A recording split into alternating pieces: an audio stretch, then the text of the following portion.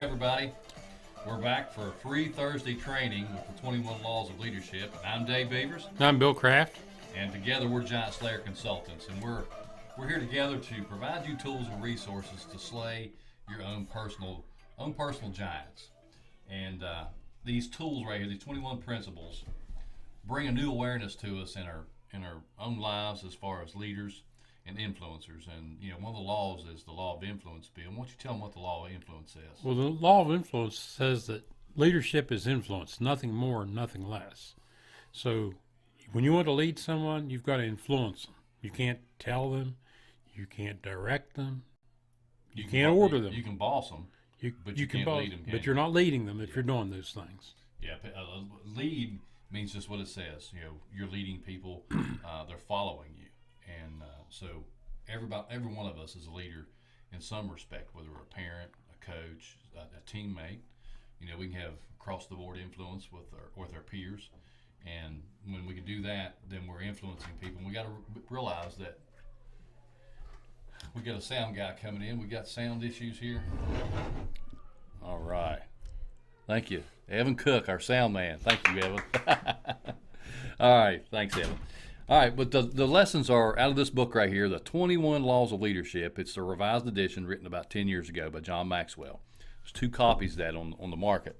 But you kind of, either one's really good. But this one right here is a little more updated. He had several years to refine it, so it always gets better when we rewrite it, doesn't it, Bill? Isn't that the saying that we teach in our speech class? Yes, there's no great writing. No great writing, just great rewriting. So that's what it's about. Now listen, I kind of hit you guys up with a couple questions to hopefully get some conversation generated because we want to hear from you. Now Tuesday I had a broadcast and I got some comments, man. It's pretty exciting on this end to get some comments and some thought line going. I'm a little slow on the technology part here between the recording and teaching the lesson and the Facebook Live, but you know what? I will get back to your questions and comments. It may take me a little bit, but I'll do it. But one of the questions that I asked when I posted this was, what do the people closest to you respect the most about you? Now, hopefully somebody thought about that, and I want to hear from you. What do the people closest to you respect the most about you? And if you're not sure, have you ever asked them? That's pretty profound. We just went through a Bible lesson in the last few days about Jesus asked his disciples. You remember that lesson when he said, who do people say that I am? Or in other words, what are they saying about me on the street? Yeah. And, most of the time, the people at large are not saying anything about me on the street, I don't think. I'm not that influential and important, but the people closest to me respect something about me or don't respect something about me. And unless we ask and get that feedback, sometimes we don't know, do we? That's right. Bill, I'm going to hit you with that question since maybe you can get some conversation started. What is one of the people in your life? Who is it? And what do you respect about him? Well, I'd say it would be our pastor. Okay. And, look at, he's always adding value. I don't see any interactions where he doesn't add value to other people. Yeah. And he does that with integrity. I mean, he's always, he's consistent. Yeah. I mean, and that's what I'm talking about, integrity. Yeah. He's always got he's always seems to be following the same core values. Yeah. And he does it in a non-judgmental way. Yeah. And, he's always withholding judgment from people and from their actions and being generous and, assuming that they're doing the best that they know right at the time. And it's not a question of, it doesn't seem to be a question of morality with them, but a question of education. Yeah. It's not that they're doing bad things, that they're not educated enough to. They're ignorant to the fact that behavior is right. not right. And just education will change that. Yeah. And that, I like that about him. He, I'm sure he's pastored thousands of people over the years. People have come and gone, and people, a lot of folks still here, and he interacts with a lot of people all the time. And he is every time I've ever seen him, he's looking for some way to add value to that person, and that's what I respect about him too. And that's a good point. Well, Bill, I respect you. I respect your willingness to learn and to improve and to grow and to do so that you can add value to people. I pulled you on this team because I saw that in you early. You know, you were. I respected your intelligence already, your current level of it, but I also respected your ability to take in more with a purpose to add value to other people, and that's what you're doing here today. Some other folks I respect. I respect the pastor for sure. That's the reason I'm here, working underneath him. Is and I chose him to be my leader because I saw that in him. And when we have the ability to choose the leader that we're going to follow, that's pretty important. And most of us do get to choose the leaders that we follow. Some folks, well, I'm at work and I don't have any say over who leads me there, but we do. We may not have say over our boss, but we'll have say over our leaders at work. That's right. Who influences, and we do have some influence over some choice about who we work for too. Right. Sometimes we get in this mindset that we don't have choices and we box ourselves in. We feel trapped, but they're whether it's with a paycheck or demographics or wherever we want to live, but we always have a choice about who we follow in that. Now, as a child, we don't have a whole lot to say about who our parents are. They are leaders by default, but good parents earn the respect of their children. They don't pacify them and coddle them. They nurturing that child to get them to grow and become a productive citizen in society, and so they can succeed in life after they leave home. So there's a whole lot we can talk about influence, and we can talk about respect. And I'm still looking for some questions here. Let me pop one here and see if we got anything going on the thread. All right, let me see. Click for more. Here we go. We might have some comments on here already, Bill. I've just been missing them. All right. All right, Marshall Sanford joined. Dave Boggs. All right, man. I know these guys. Glad you're on. Evan Cook, Susan Honecker joined. Now, folks, that question's for you. Who's someone you respect and why? And what do your friends respect about you? Now, if we're conscious of what people respect about us, we guard that, don't we? We try to grow that. And so, for me, and this might be in our lesson a little bit today. I'm going to get ahead of it a little bit, but most people don't remember what you do or what you say, but they do remember how you made them feel. They do that. And that's how we earn respect, is how do we make people feel about themselves? And I'm not talking about being fluffy and all the time going around blowing smoke up somebody's pants leg and think, trying to manipulate them or give them a false self-esteem, but people who can come alongside of us and do things for us by adding value to us to make us feel better about ourselves, our situation, and where we're trying to get ahead, go to in life. Those people are the ones we really respect. Those are the ones who really cared enough to get down and walk with us in the bill. All right, we got Leslie McMillian. Welcome, folks. I'm glad you're on today. Think about that question I just posed to you. We're getting ready to get into this lesson today. And as we're going through it, I don't want this question to get away from you. Who do you respect and why? And what do people respect about you? All right? So let's kind of get into the lesson, Bill. Bill, why don't you tell them about how this lesson is broken down? It's broken into 3 parts. Tell them a little bit about how we do it. Well, we do this in a 3-part process in where we learn the law, and that's, finding out some information. Yeah. And then we talk about living the law. Mm-hmm. And that's kind of like behavior. What can we do that show, how can we use that information in our lives to make ourselves better? Yeah. And then it's leading other people to the law.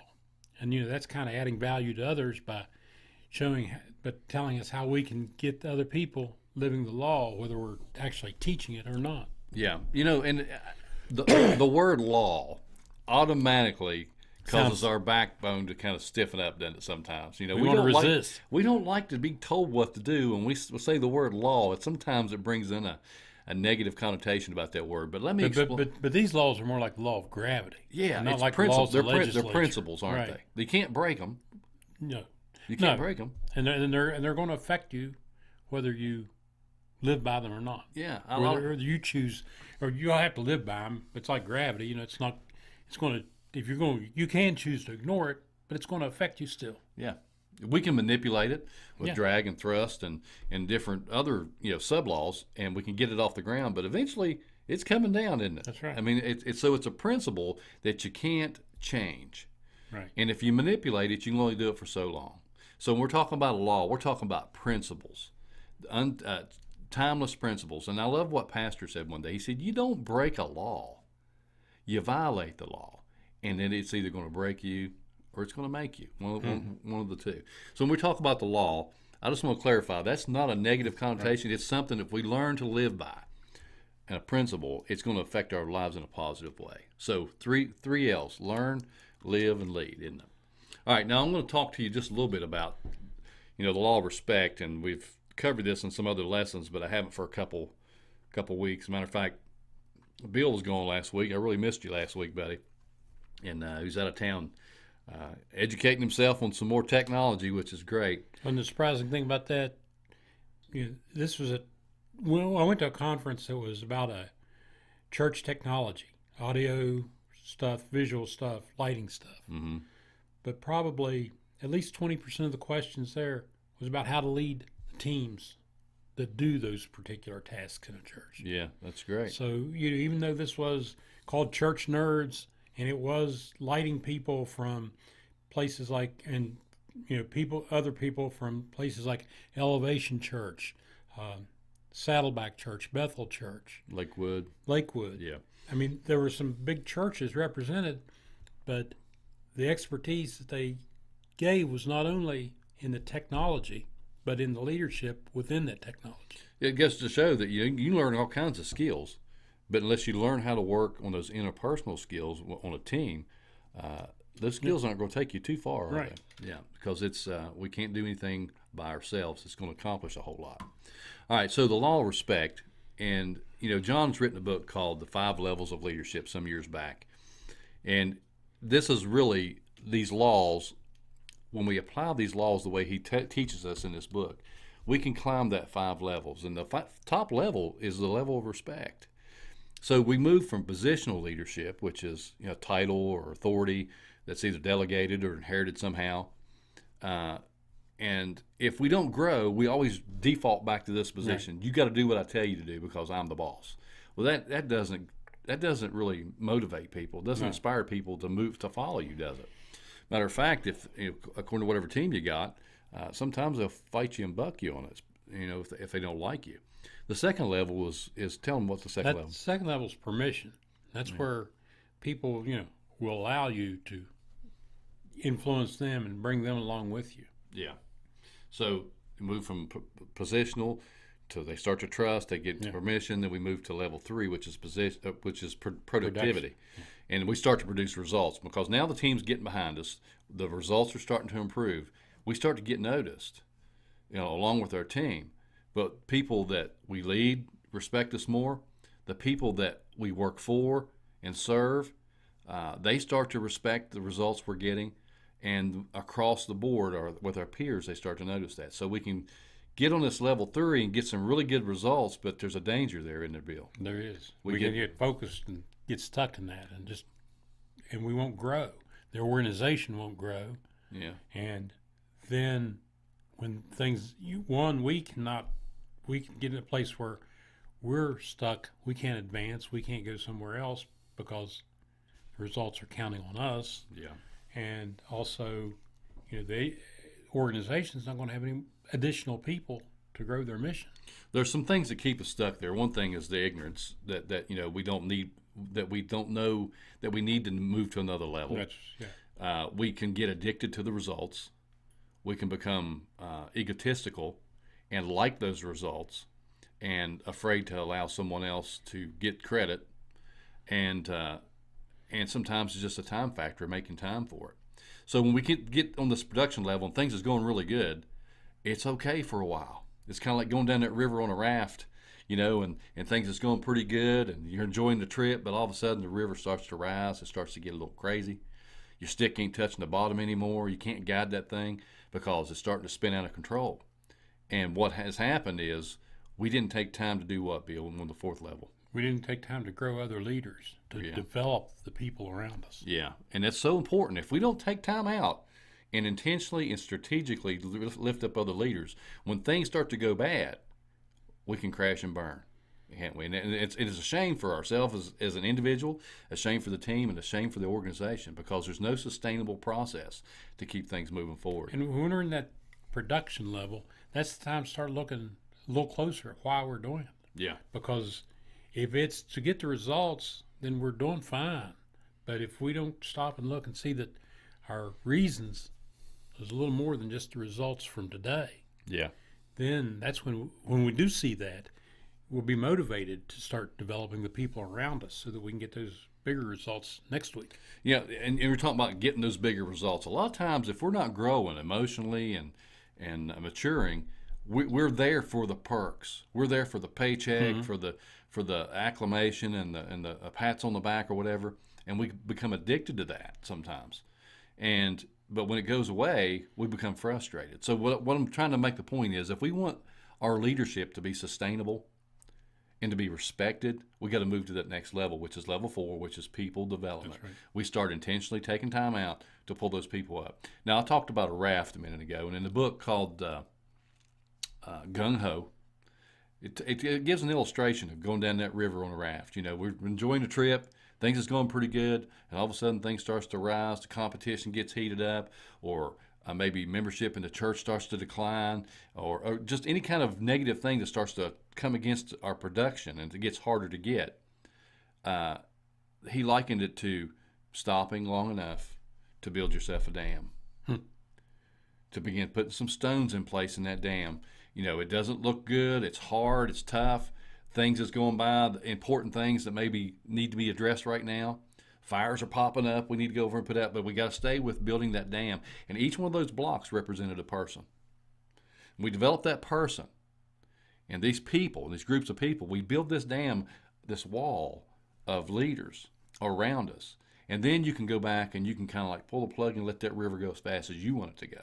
You control the flow, the workflow, everything, because you've taken control of that dam by building up a wall of leaders around you. So I thought it was a great analogy, you know. And if we don't, man, we can go down through there and hit a rock and crash and burn, and everything goes down, and it's never good for anybody. So that's the important part, and that's why I spent some more time right here understanding to get from that 3rd level to that 4th level. We got to invest in people around us. We got to start training them, teaching them, lifting them up with the mindset: I'm lifting you up to lift another one up. I'm not just lifting you up here so that you can get a title and position. I want you to get that if that's what you want. But my main goal is so that I can make a leader developer out of you. And then when you do that, you're sitting on level 5, which is personhood or pinnacle, which is the ultimate respect level. When you look back on your life, people can come to you and they're going to respect you for what you did for them. Just like you said, the pastor adds value, continually adding value, lifting up leaders. And we'll always respect him for that. So that's the 5 levels. Spend a little more time on that than I meant to, but I think it's important for us to understand the process. All right, so, you know, let's quickly review just what we went over. We already talked about the law of influence, which was law number 2. Tell them what the law of the lid is. Law of the lid says that your leadership is like a lid on your ceiling or your organization. And what that's basically telling us is that if our leadership is here, our organization will never get above our leadership. Yeah. And the only way to grow an organization is to grow ourselves, so that our leadership lid is higher and the organization can rise up to it. Now, this everybody can relate to this. I think everybody's probably followed a leader that was not growing, that was there for the perks, there for the position, or maybe didn't even want to be there. And this leader might be sitting on about a 4 or 5 in their leadership ability, just average. But you got some folks who are wanting to move forward. They're wanting to grow. They want to grow the organization. Maybe they've caught the vision and they want to see it succeed. And here they are, bumping their head, and they can't get around. What happens when they start to do that? They're going to leave. They're going to either leave or they'll quit and stay. Yeah, just give up. Right. And say, you know what, I'll just collect my paycheck and forget it. Or they'll sit in the pew and say, you know what, I'm done. I'll just sit right here, you know, till Jesus comes back. I'm done. And I've seen it in all those areas, and it's very discouraging. So it's important for us as a parent, as a coach, as a teacher, as a medical professional to continue our personal growth so that we start to raise the rest of the team up. When we do that, we can bring them up to 8s and 9s and maybe, you know, even further. So that's a powerful law. Now, we talked about the law of influence. Let's talk about the law of process briefly, Bill. Well, the law of process is telling us that our skills aren't developed in a day. It's not an event. It's a daily thing. Yeah. And through small things each day, great results will be added to us over time. over time. And we don't get there in a day, like you said. It takes time, and we got to start somewhere. That's right. When's the best time to plant an oak tree, Bill? 20 years ago. When's the next best time? Today. That's it. And we Yeah. just got to do it, don't we? All right. The law of navigation says anybody can steer the ship, and this is law number 4, but it takes a leader to chart the course. And we can put somebody behind the helm, and they can drive the ship for a day. We can put somebody in charge, and they might get through the day. But it takes a leader to look ahead to find out where the organization, where the family, where the team needs to go a month, 6 months, 6 years down the road. What do we need to do to get to that place where we can continue to improve? So it takes a leader to chart that course. What's the law of addition? We talked a little bit about that just a minute ago. Leaders add value by serving others. And that's basically saying, we don't become leaders. We're not great leaders because we take from people. We're good leaders when we give to people. Yeah, and we do have leaders that add value to us and leaders who subtract from us. Leaders who subtract from us do things on an emotional level. They break down trust. They violate the trust. They don't have open communication. Their methodology is manipulation. And there's a lesson in becoming a person of influence that I cover this pretty deep about how that affects people. And so we want to be leaders who add value to people. And I'm not talking about coddling. That is so important to understand the difference between a coddling leader and a nurturing leader. You want to kind of elaborate on that just a little bit about what coddling looks like? Well, coddling, if you were talking about children earlier, you can coddle a child and the child becomes spoiled. They become basically unable to function with other people. Yeah. But you can nurture a child. You can add value to them by teaching them things, by bringing them up, not protecting them from all the consequences, but protecting them from hard consequences. Preparing them. Prepare them. Yeah. And then when they get with other people, they're able to interact and shine. I'm going to share a personal example of that. I've got 2 wonderful children. Everybody's got wonderful children, but I've got wonderful children too. And I've got this daughter who, when she was a little child, man, she had this attitude. I mean, she was sassy, and she was like, she wouldn't back down. And sometimes her mouth was disrespectful. And my wife would always tell her, she says, I'm not going to allow you to stay that way. I'm not going to allow you to grow up that way and harm and hurt other people and hurt yourself too. She said, you're going to get rid of this attitude. And so she continually worked over that period of time. She's the sweetest thing in the world now. But one time, man, she was a handful. But Terry nurtured her out of that. She didn't coddle her. She didn't give in to her and shrink away and say, oh, honey, and try to please her. And we can do that on an employee level. Mm-hmm. And we get ourselves in trouble there. We coddle them. The next thing you know, we'll never make them happy if we're coddling them, because it's all going to be something else. But if we nurture them, let them know we're taking them somewhere, that's a big difference on a sports team. Well, and not only will they not learn anything, but they'll become helpless eventually. Yeah, and they will not add value to society. It'll always be about them. On sports teams, and we can think of some sports teams probably with some high-profile athletes that the coaches coddled them, spoiled them, and they ruined the whole team. And their own career. All right, we got some folks that just jumped on. I want to give a shout-out to Johnny Kessler. Hey, John. And Sherry Williams, Dr. Sherry Williams Turner. Melissa Davis, Alan Redden, Stephanie Hall, Ashley Worley-Berry, and John Lewis Jr. Man, thank you for jumping in. I hope you get something from the lesson today. So hang in there. All right, lesson number 6 we covered last week. Bill, you wasn't here, but you've helped me cover this before. The law of solid ground. The law of solid ground is saying trust is the foundation of leadership. And if you don't have trust, your leadership's not going to be on solid ground. That's it. When the infrastructure starts to shift, it starts to rumble, everything starts to slide, doesn't it? It does. So trust is something we really have to work at. And, we're all human. We all make mistakes. And the best way to let people that we influence know that we're humans to say, hey, I blew it. I'm sorry. Let's work on it. Help me to work on this. And don't cover it up. Self-disclosure is a powerful tool for forgiveness and moving forward, because we're all human. We're going to mess up sometime. All right, so that's the 6 we've covered. We're talk about respect. People naturally follow leaders stronger than themselves. Why don't you elaborate just a little bit on that, Bill? Well, when we're when we choose, when we choose our leaders, we're not going to choose someone that we can't look up to. Yeah. And so naturally, people look up, or want to follow someone they look up to because they see that as making themselves better. Yeah. They don't see, if they followed someone that they didn't look up to, they'd see that as making themselves worse. And none of us want to make ourselves worse. No. So, you can put 20 people in a room and you can kind of give a project and you sit back and watch for about a half an hour. Yeah. You'll see the leader emerge out of there. People will begin to gravitate and naturally start to follow the person that they respect the most to handle that situation. Now, it may be different in different situations. You may be a great leader in the organization you're at right now, but if they just popped you up and planted you 1,000 miles away on another team, you got to start the process over again, don't we? That's right. The 5 levels of that leadership, our reputation and title gives us a little influence. I get us in the door. Gets us in the door.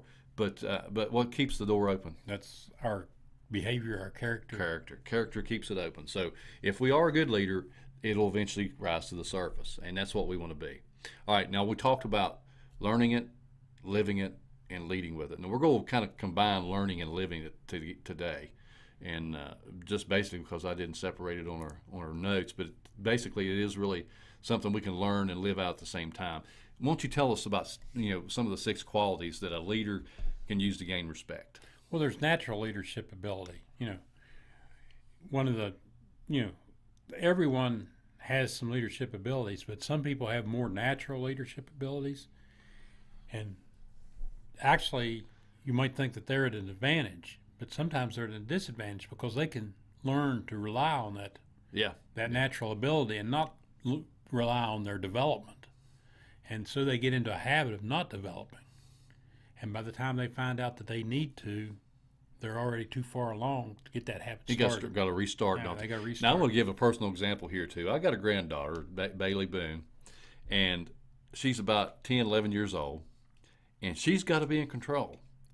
Sometimes it really stresses you out because she wants to control every little thing she's in. But what I see in that is a natural born leader who has this tendency. She wants to make sure things is right and done right. And that's not always done right because, as an 11-year-old, it wants to be done her way. Done right to her standards. But this is a prime example. If you look at people on your team and you see people who like that are always wanting to control situations and they're frustrating people. What that means is here's a person with natural tendencies to lead without the skills to lead. They have to grow and be taught and be nurtured and grow. So if you've got children, if you've got people on your team, and you see that, as a leader, it's time to start providing them tools and resources and time with them to teach them how to lead effectively because they want to be the boss. I remember being a little boy and I wanted to be the boss all the time, but I was horrible. I mean, I was a control freak. But I had learned some behaviors from different people, and it was, that's all I knew how to do. But eventually, I was going to be in control, or there was going to be somebody's going to pay for it, and it was a horrible way to lead. And so I had to restart, just like you said. Somewhere in my 30s, someone handed me one of these books right here by John and said, I see leadership in you, but man, you got issues, and I don't know what to do for you, but maybe this guy can help you. And that's how I got started. Learning about leadership and teamwork, I had to start. So, all right. We got Doug Atram on join too. Hey, Doug and John Kessler. Hey, I'm still waiting on your responses, guys, on who is someone in your life that you respect and why do you respect them? Okay, so shoot me your thoughts on that. What's the second thing, Bill? Respect for others. And true leadership is voluntary. And that means not that the leader volunteers, but that the people voluntarily follow the leader. Yeah. They're not forced to follow them. And when people respect you as a person, they're going to admire you. Yeah. If they respect you as a friend, they're going to love you. But if they respect you as a leader, then they'll follow you. Yeah, that's true. Well, we're getting short on time, Bill, so let's kind of go through this a little bit now. What's the third thing, Bill? Courage means be willing to stand alone and do what's right to risk failure, danger, and criticism. Yeah. And this goes to being vulnerable. Yeah. Being willing to be vulnerable. You got to take chances, don't you? You got to take chances. And you got to be able to take the heat when it doesn't go right. That's right. Yeah. So number 4 is success, and success is an attractor that people are drawn to our accomplishments. So I'm automatically, when people start to investigate, what about this guy? I don't know much about this person. They start to look to see what you've actually done, and so they look at your track record, look as a quality. Advice is cheap, but results are priceless. So we can be the know-it-all who hasn't done it all, and it's not going to get us very far, is it? All right, now what's the fifth one, Bill? Loyalty, that's something that you don't see a lot of, or you don't see as much of these in these days and times. Most people want instant gratification, but loyalty requires, it's a process of, Yeah. and it requires us to steadfastness. It requires us to add annually or daily, put in, and Just because the you're a good benefits guy, later. just because you're a good guy, Bill, doesn't necessarily mean I'm going to be loyal and follow you, does right. it? No. So it takes time, doesn't it? Relationship building. Hey, Laura, welcome to the show. Richie Gibson's joined. Terry Beavers joined. I wonder who that lady is, huh? All right. So number 6, and the final one is the value added to others. we talked about that. You talked about that's why you respect the pastor. That's right. Because of the value he adds. So this is probably the greatest source of respect, isn't it? Remember we talked about people don't remember so much about what you or I did, but how we made them feel. Yeah. That's the more important to them, isn't it? How did this person make you feel and when you're in their presence? And we can add value or subtract it. If I come in the room and it's all about my accomplishments, what I've done, it's not long before somebody's withdrawing. I had a boss who did that one day. He'd already had shot himself in the foot a couple times with some of the people, and he comes in with an award for one of the people on the team. It was a pretty substantial award. And he hands it to him, but at the same time he's telling him, he says, this is a nice award. He said, but it's not like the one I got yesterday. And man, I tell you what, he lost all credibility and respect with the entire district from that day forward. We never forgot it. Probably never will. Because we're thinking, wow, he had an opportunity, man, to really build relationship and rapport with this team by giving this guy his props and making him feel good about what he had accomplished. But he took it all away and brought it back to himself. So we got to remember that. We got to make people feel, and not blow smoke, but really find value. All right. So when we talk about leading others to the law of respect, how do you measure your level of respect, Bill? Well, you got to look at the people you attract and who chooses to follow you. Because if people are always following a leader that they respect, then you can look and see by who follows you and who you're following, kind of where you lie on that continuum. This one right here is one I had trouble with for years because I thought, I don't believe this one. But as I look back over my life when I was a young guy, the people that I kind of hung out with, I didn't like to go hang out with people. They kind of like came to me. But the ones who came to me were kind of rebels. And I look back on my life, I was sort of rebellious and quite a bit rebellious. And I didn't like to be told what to do. I want to do things my own way. And I had folks that would come to me that had the same mentality. And we weren't going anywhere. And as I look back, when I made the change to start to grow, I started to attract different people in my life. Didn't mean I was better than them or that they were less of a person than me. It's just we had different goals, different personalities, and we were just different. So we have to change. So we can kind of measure that. If we look around and say, well, who is it that I'm influencing? And say, is it folks that are trying to go somewhere, or is it folks who just want to stay? And if it's folks that just want to stay, then maybe we need to change. That's right. Change our attitude, our approach to learning and growing, and maybe even change our friends, as hard as that gets to be sometimes. All right, what's the second way, Bill? And, how do people respond when you ask them for commitment or for change? If you're leading, a group of people, what do they want, how do they respond when you try to give direction? This is important. Yeah. You can be a leader by default, like we talk about position, and people have to cooperate, or you deal with it. Or whichever way you decide to do it, you still have to deal with it. But when we have a team full of collaborators, cooperation is going along because you probably have to or feel an obligation to, but collaboration is different. That's when you have a group of people that are aggressively working toward the same goals together. When we have a team like that, the sky's the limit for what we can do. So I have to ask myself, am I a collaborative person? Am I willing to lay my agenda aside to achieve the bigger goal? Am I willing to lay my idea aside and pick up yours because it's better, because it's going to get us to that goal better and quicker? So we have to say, am I collaborative? Do I have a collaborative team? If I don't have a collaborative team, then I've got to change, don't I? Yeah. So that's how we lead others to the law of respect. All right, now there's an action plan we talk about just briefly. And we can practice a habit or goal that help you learn to improve the 6 qualities that will help you as a leader, earn respect, and gain respect. So go back to those 6 that we just covered. And if you don't have, I know you don't have this PowerPoint, but if you'll go back to giantslayerconsultants.com, that's my website. Again, that is giantslayerconsultants.com, and go on the free resource page. There's a video link down there for free video resources. I've got this PowerPoint on there for you. So download this, look through it, read the book, get this inside of you, and start putting it into play. That's always ever going to stick. We can learn about it and talk about it forever, but until we start to put it into action, it's just something else we knew about but forgot about. And I love your thought line on that. It's not in the knowing, it's in the doing, isn't it? Yes. All right. Terry's commented there too. All right, Terry.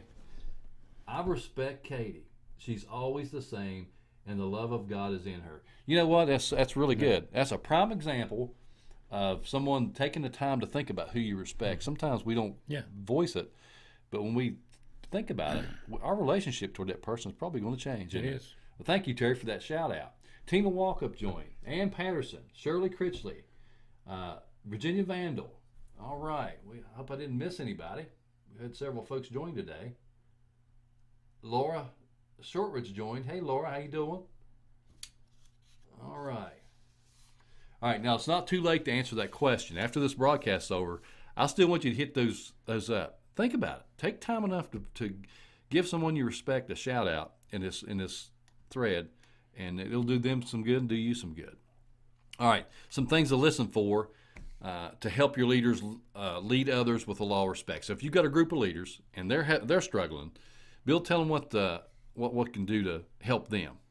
Well, if you're hearing them say, if you're hearing yourself say that people on my team are slow to change, it's kind of like, okay, am I accepting of other people? Yeah, and we got to pass that on to our leaders. That's if right. a leader comes and says, I can't get my team to get behind me, this is a teaching opportunity. Yeah, it's time to get in front of them. All right. I can't get my people to volunteer is another one. I can't get any volunteers here. I can't get their heart in it. It means I've got to be able to cast a vision. Is my heart in it? Am I passionate about it? It's hard to sell something that you don't own. And then how are you communicating what you're trying to sell? Yeah. And what's the last one, Bill? People are always second guessing or challenging my ideas or direction. Well, in that case, maybe you need to look at how you're, once again, presenting your direction and whether you need to see a new direction.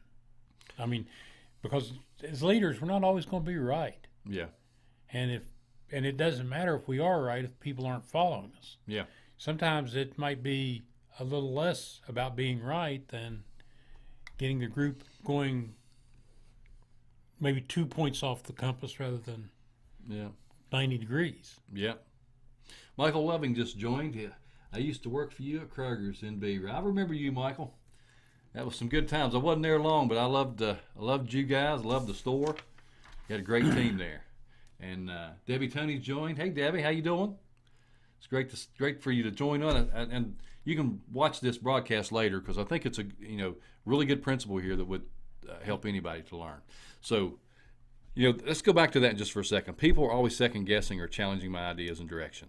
If I'm immature, if I'm not a secure leader, I'm going to dig my heels in and defend my ideas, and I'm going to try to force them. I'm going to try to convince you this is the best idea. But if I'm comfortable in my leadership and mature, I can back up and say, well, okay, tell me, do you have a better idea? Let's consider that. As a leader, I'm still responsible for that decision that's got to be made.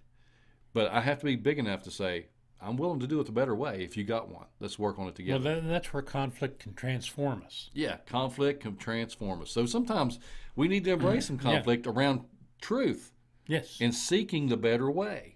Now, conflict is not always good, but it's always good when we're bouncing ideas around and we're trying to find the best way to accomplish something, and we have to be willing to embrace conflict. That builds trust on the team. It does. When someone says, hey, you know what, he backed off a little bit and submitted to the better idea, and I respect that.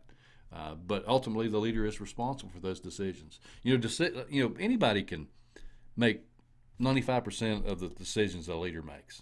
It's that 5% that people won't step up and make and that's what makes a leader, isn't it? That is. So we have to make the hard calls sometimes. But when we can involve our team and to get a better idea, we're going to get the respect of the team. All right, and then the other 5%, we need to make right decisions, don't we? That's right. Because when they don't have any say in that, they're watching how we do that. All right, Michael Loving, Would love to have you up on my show sometime and talk about your show and catch up with you. Hey, sounds great, Michael. Send me a message, and we'll get together on that. All right, folks. I still don't see any responses to the question I put on this thread. Now, I want to hear, is RESPECT? That's what it means to me. Is it just a song, or is it your anthem? Now, I put some questions in there about who do you respect and why, and what do people respect about you. Take some time to think about that. It's going to change your perspective about the people in your lives. But for now, I want to thank you for tuning in. And let me get this shut down here.